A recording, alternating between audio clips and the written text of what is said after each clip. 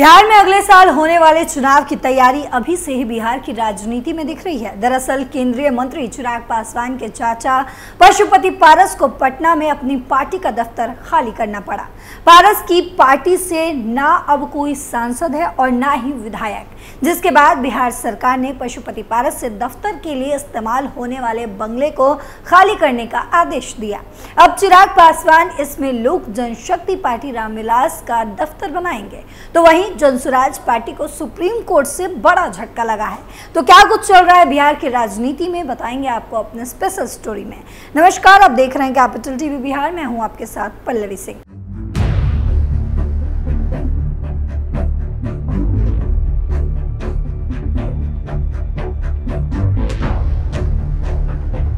पशुपति पारस से छिन गया पार्टी दफ्तर। राजधानी पटना के जिस सरकारी बंगले में पशुपति पारस अपनी पार्टी का कार्यालय चलाते थे, उसे उन्हें खाली करना पड़ रहा है। दरअसल रामविलास पासवान के पार्टी अध्यक्ष रहते लोक जनशक्ति का प्रदेश कार्यालय पटना के विरलर रोड पर एक सरकारी बंगले में बना हुआ था। जब पार्टी में टूट हुई तो चिराग पासवान को बेदखल कर चाचा पशुपति पारस ने पटना के प्रदेश कार्यालय वाले बंगले पर अपना कब्जा जमा रखा। ये बंगला पशुपति कुमार पारस के नाम पर ही आवंटित था। इस बंगले को लेकर चाचा और भतीजे के बीच लंबे समय तक विवाद भी चला, लेकिन 2024 के लोकसभा चुनाव के बाद जब चिराग पासवान की स्थिति मजबूत हुई तो बिहार की एनडीए सरकार ने इस बंगले का आवंटन पशुपति कुमार पारस के लिए रद्द करते हुए इसे चिराग पासवान की पार्टी के लिए आवंटित कर दिया। अब चिराग पासवान यहां बनाएंगे पार्टी दफ्तर। हालांकि सरकार के इस आदेश को पशुपति पारस की पार्टी ने स्वीकार नहीं किया और मामला कोर्ट तक पहुंच चुका है। पटना हाई कोर्ट में सुनवाई भी हुई, लेकिन पशुपति पारस के खेमे को कोई राहत नहीं मिली। कोर्ट के आदेश के बाद आखिरकार पशुपति कुमार पारस को ये बंगला खाली करना पड़ा। सोमवार को पूरे दिन बंगले से सामान निकलता रहा। लंबे समय से प्रदेश कार्यालय होने की वजह से इस आवासीय परिसर में कुछ अस्थायी निर्माण भी कराया गया था।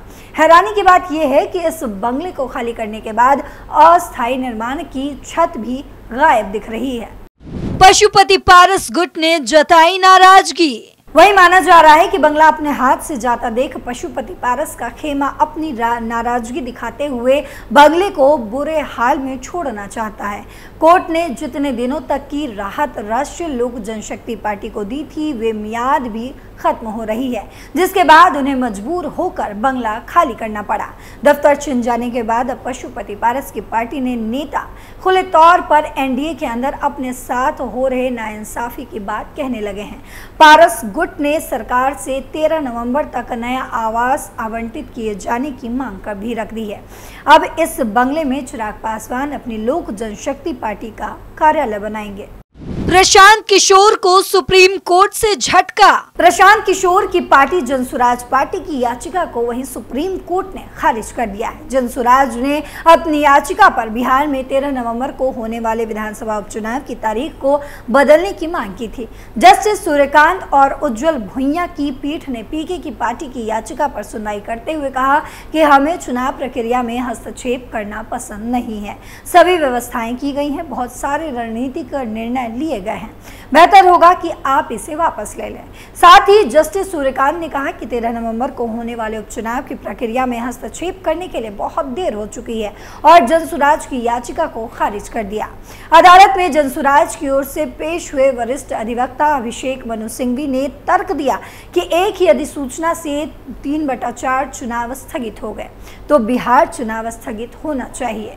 चुनाव स्थगित होने से नहीं पड़ेगा असर। उन्होंने ये भी कहा कि वे केरल, यूपी, पंजाब के लिए ऐसा करते हैं, एक राज्य के लिए क्यों नहीं करते। चुनाव को अगर स्थगित किया जाए तो भी कोई असर नहीं पड़ेगा। छठ के ठीक 4 दिन के बाद ही चुनाव है। जनसुराज ने अपनी याचिका में छठ पूजा का हवाला देते हुए 13 नवंबर को होने वाले उपचुनाव के लिए मतदान को बढ़ाकर 20 नवंबर करने की भी मांग की थी। नीतीश पर बरसे पीके। वहीं एक न्यूज एजेंसी की रिपोर्ट के मुताबिक प्रशांत किशोर ने ये बयान 4 विधानसभा सीटों के उपचुनाव में जेडीयू सुप्रीमो द्वारा अल्पसंख्यक समुदाय से समर्थन मांगने को लेकर दिया है। पूर्व राजनीतिक विश्लेषक और कभी नीतीश कुमार के करीबी रहे किशोर ने कहा, हाँ, नीतीश कुमार ने मुसलमानों के लिए बहुत कुछ किया है, जैसे उनकी पीठ में छुरा घोंपना। 2015 में मुसलमानों के अपार समर्थन से सरकार बनाई और 2 साल बाद बीजेपी से हाथ मिला लिया।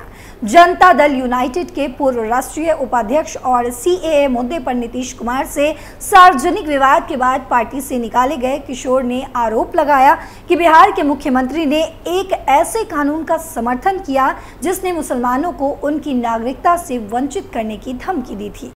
मुसलमान के पीठ में छुरा घोंपा। प्रशांत किशोर ने कहा कि मुसलमानों ने फिर से नीतीश कुमार का समर्थन सिर्फ इसलिए किया क्योंकि वो महागठबंधन में लौटे, लेकिन इसके बाद वो एक बार फिर भाजपा के नेतृत्व वाले एनडीए में शामिल हो गए। प्रशांत किशोर ने कहा, अब उनकी पार्टी केंद्र सरकार की साझेदार है, जिसके नेताओं ने विवादास्पद वक्फ बिल लाया है। जन सुराज के संस्थापक ने नीतीश कुमार के खिलाफ जनता के बीच असंतोष का हवाला देते हुए कहा कि नीतीश कुमार एक बेशर्म आदमी है, जिनसे बिहार के लोग नाराज हैं और उन्हें सत्ता से बेदखल करना चाहते हैं।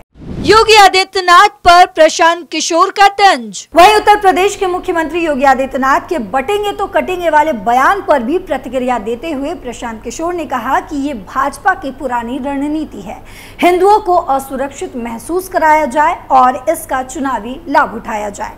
भाजपा को बिहार की जनता को ये बताना चाहिए कि प्रधानमंत्री बनने के बाद से मोदी ने राज्य में कितनी फैक्ट्रियां स्थापित की हैं।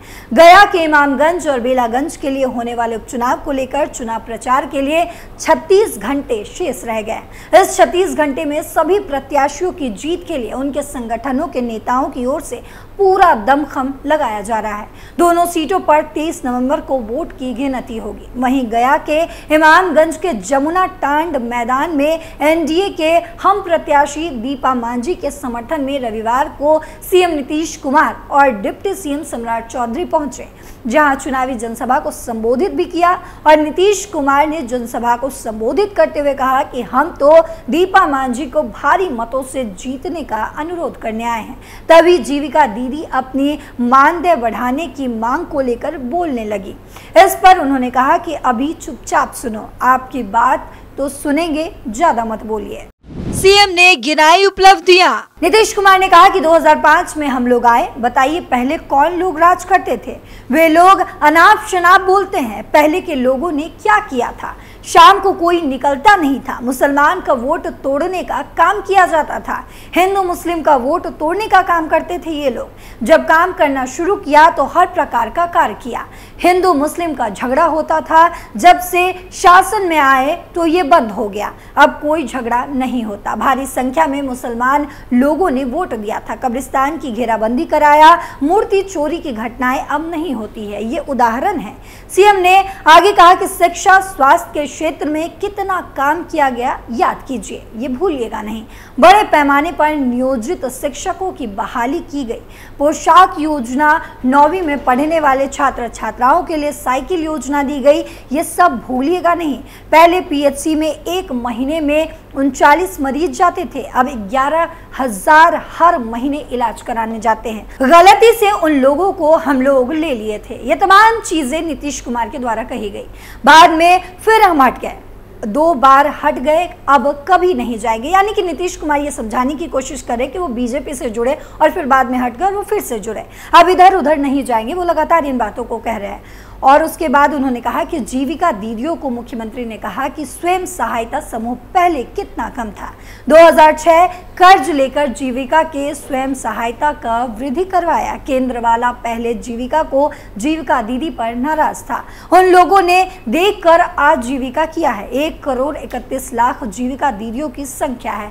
अब ये शहरी क्षेत्रों में भी होगा। पंचायती राज में महिलाओं को 50% आरक्षण दिया, पुलिस में 35% आरक्षण दिया गया। यह सबसे ज्यादा आरक्षण सिर्फ बिहार में ही। अगले चुनाव के पहले 12 लाख को नौकरी मिलेगी। बिहार के स्पेशल स्टोरी में इतना ही। बाकी खबरों के लिए देखते रहिए कैपिटल टीवी। नमस्कार।